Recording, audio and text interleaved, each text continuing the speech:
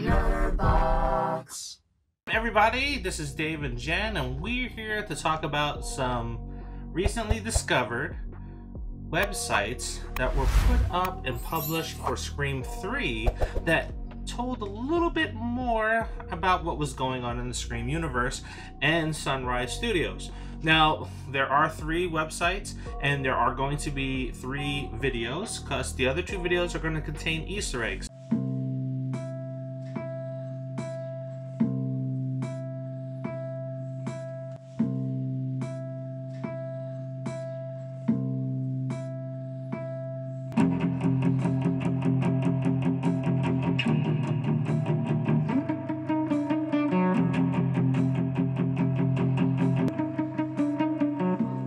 On this episode, we're going to dive into a little theory, and that is involving the dark history of Sunrise Studios, Hank Loomis, and Maureen Prescott. Hold your hats, because there could have been some incest going on in Scream 1 that we don't know about.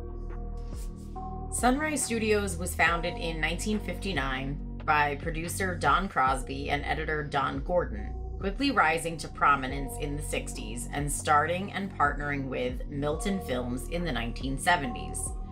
Within the success of the 2 studios came parties, drugs, and Hollywood scandals. However, Sunrise Studios began encountering some unique problems in the early 70s, where a pair of their leading ladies went missing. One while being on set in the middle of a shoot. Elaine Varsi went missing in 1970, and Loretta Fisher in 1972. It is also during this time that a young starlet with stars in her eyes moved from Woodsboro to chase after her Hollywood dreams and changed her name from Maureen Prescott to Rena Reynolds. We don't know if Maureen Prescott's maiden name was Reynolds or something else, so we're just going to refer to her as Maureen Prescott. It was rumored that the women who went missing became entangled in affairs with multiple men associated with the studio. In the disappearance of Fisher, a lawsuit was filed shortly after her disappearance, claiming that the studio was responsible for her missing, and the studio responded with offering a small settlement. But when the family refused, they sent in their lawyer, Hank Loomis, to shut the lawsuit down. That is interesting. We'll dive into it more in a little bit. Loomis was ruthless and won the case by presenting release forms that Fisher had signed and calling her character into question, declaring that she was promiscuous and unpredictable. Oh, sure. Victim shaming. It's amazing that even in this day and age, it has not gone away. In a strange turn of events, in 1973, 2 days after closing the Fisher case, Loomis quit Sunrise Studios and moved to Woodsboro, where he is said to have no connection to the small town.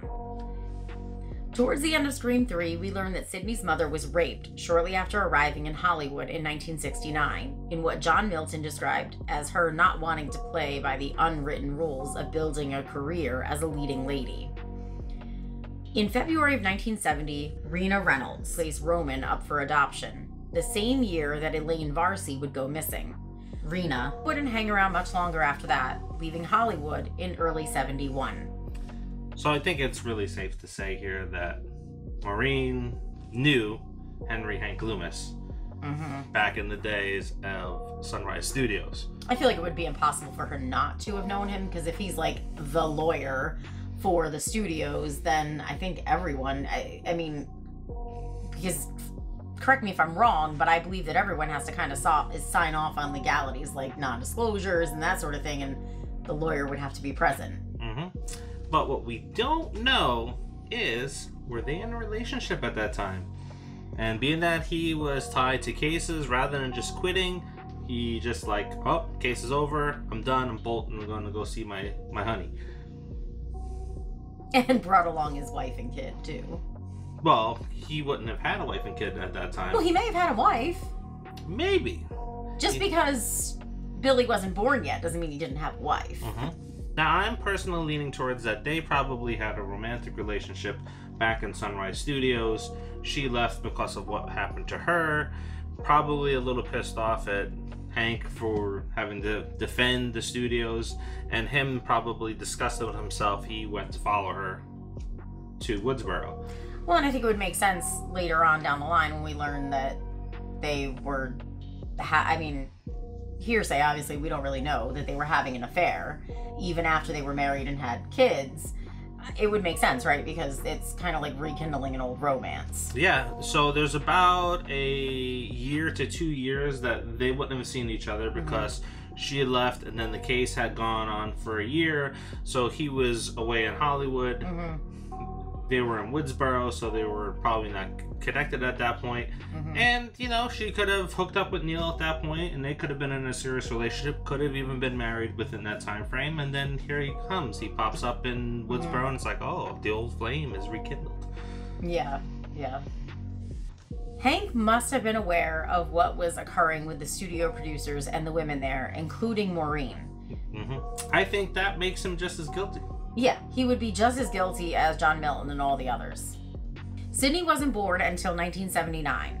So when Hank arrived in Woodsboro in 1973, Maureen may have been in a relationship with Neil already. Their affair could have begun shortly after his arrival or possibly many years later. I mean, there is like a big gap, so you don't really know when exactly it started.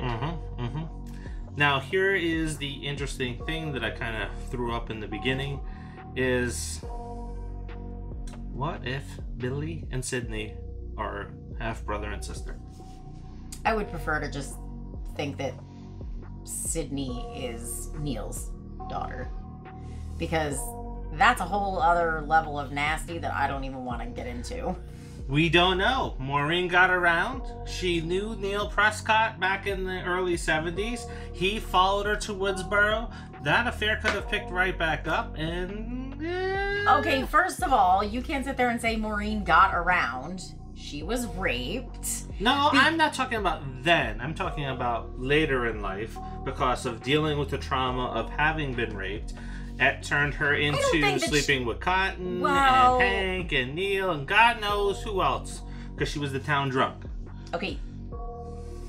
Neil was her husband. So I don't know why you mentioned him, because that's her husband. And I mean, all the rest of it is also hearsay. And there's already... It's not hearsay. Roman caught it on videotape. Oh my God. And why would he record his mother having sex with someone? He's a freak too. There's a whole lot of horrible shit that went on in this town. That's all I'm saying. Like, it still bothers me to this day. Literally doesn't bother me that all these people died. What bothers me the most is that Billy and Stu raped Maureen. That's what bothers me the most. Why they have to be rapists? Why couldn't they just kill her? That gets to me. I don't like that. Well, that is the one thing from that movie that I don't like. I don't know. Especially because, like, I'm on the Stu train. I love Stu, but he was a rapist, people. That's something that they talk about often. So what do you think, right? So this is an interesting turn of history. That's really gross. For Loomis and Prescott, because they've known each other for a lot longer than what is alluded to in the movies that we've seen. And it's because we had some of this great canon material out there that just kind of came and went. Well, I guess it's a really big plus that it wasn't Sid that got pregnant with Sam, right? Well, we don't know that. There's a 2-year gap between high school and Scream 1 and college and Scream 2. So you're saying Sid had Sam? That's what a lot of our subscribers have kind of said, is that there is a possibility that Sam could be Sydney's and she gave her up for adoption. Oh, so she did with her what her mom did. I'm not going to say the thought hasn't crossed my mind. See? But it's...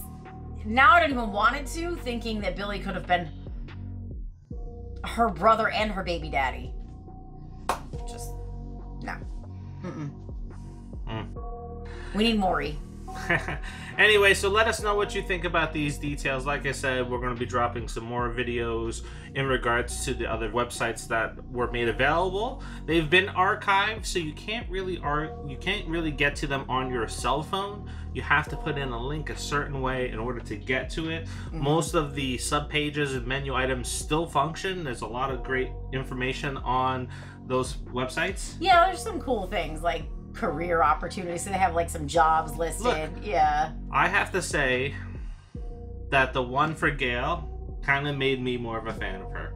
And I don't really like Gail, but after reading the website, like, this is totally her character, and the website's really cool, and I almost kind of want to cheer for her. Yeah, I agree with all that except for the cheering for her part, because I still want Gail to die. You never know, it might happen. But then again, I might get sad after it happens, because she's been there since the beginning, so, you know. I'm sure they can find some other nosy reporter. This is true. Anyway, it is the quest for 5,000 subscribers, and it is Scream Month. And what better way to celebrate Scream Month than helping us get to 5,000 subscribers? And you can do that by liking, subscribing, and sharing. Yes, for every video that hits 25 likes and 25 comments along that journey, we will give out some prizes. And once we hit 100 comments and 100 likes, we'll give away a full-size movie theater poster. We have a bunch of those, so we'll send one of those out to you.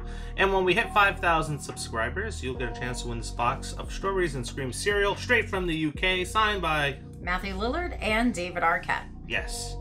We went through a lot of trouble to get this here. Still battling with the post office in the United States and the UK because they sent almost all of the boxes of cereal crushed.